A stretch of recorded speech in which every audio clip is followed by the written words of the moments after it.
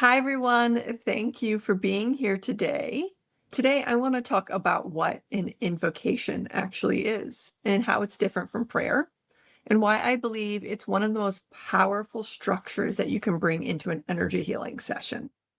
So, let's start out with addressing what is an invocation in the first place.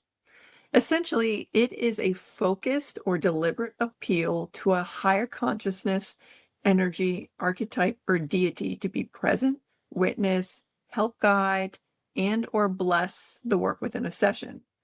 It helps to create a sacred space for you to conduct your session in. It also aligns your will with a greater will to help empower the session.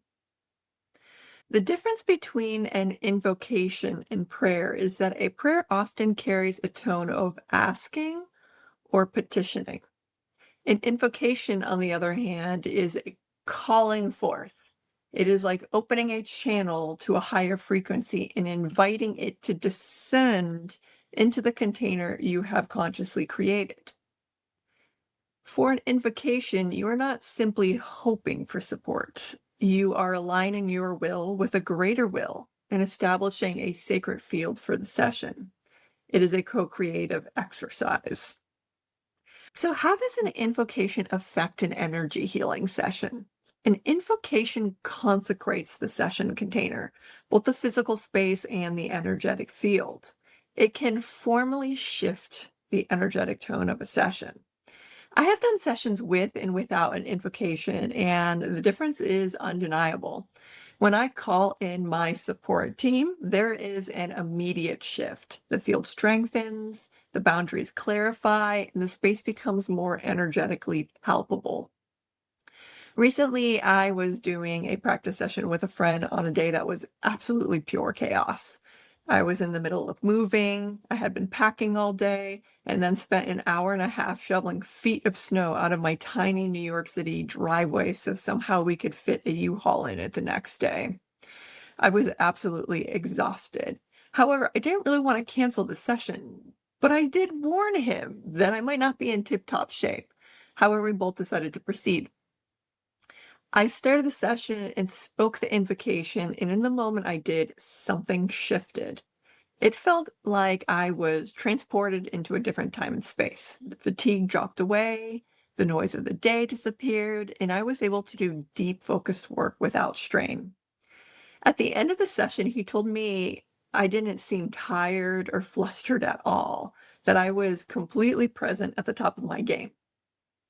It was a clear teaching moment for me. It showed me the real power of evoking the support team that you work with and the power of that relationship that you build with them over time.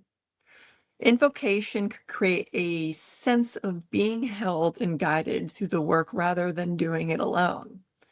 I have also noticed something very practical about it. I expend less of my own energy when I evoke support. There is more ease, less overextension, less risk of getting entangled with my client's material. Instead of pushing my own personal reserves, I am working in collaboration with a greater current. There's also protection embedded in invocation. When lower frequency material surfaces, the container feels secure.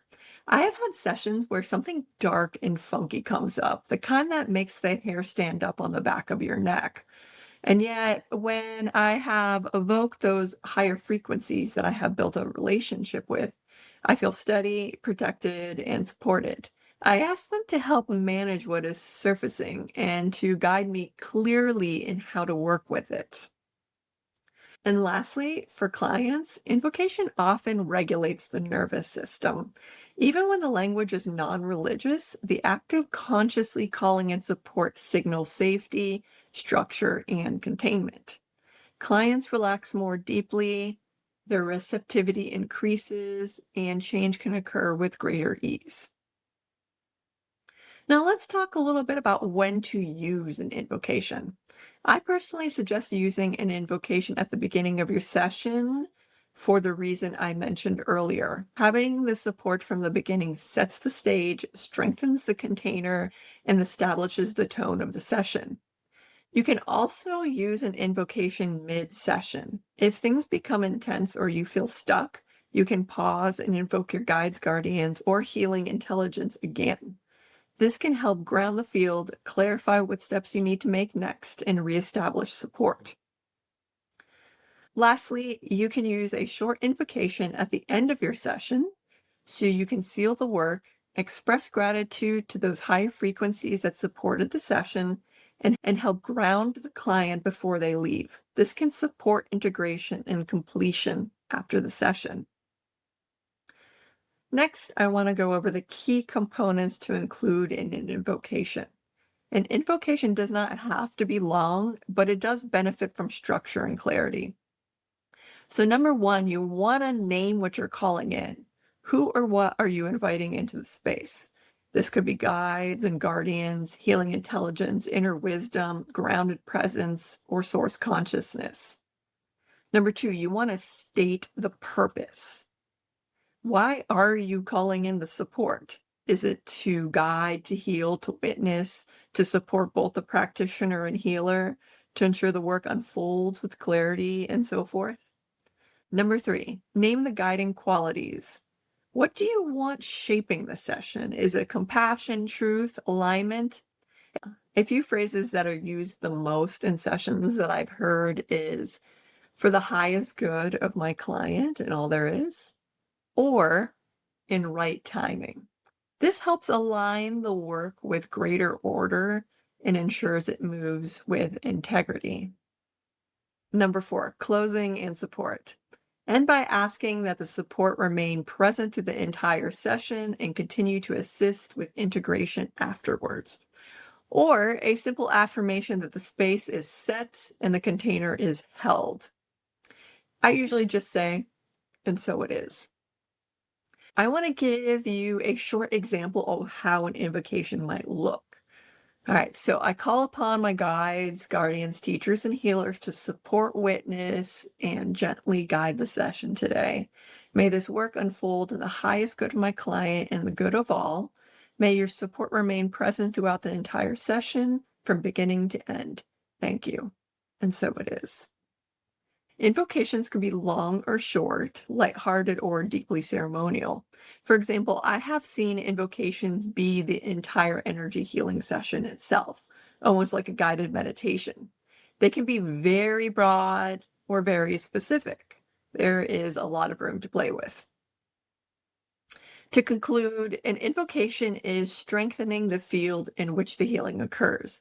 It consecrates the container, clarifies the boundaries, protects both the practitioner and client, and aligns the session with a greater current of intelligence. In my experience, the difference is tangible. There is more ease, more safety, more support, less personal depletion, and often deeper transformation. If you like this video today and want to learn more about energy healing or all the different ways as practitioners we can improve, make sure to like, subscribe, and hit that notification bell. Remember to tune in, listen deeply, shift completely, and bloom. Thank you for being here, and I'll see you in the next video.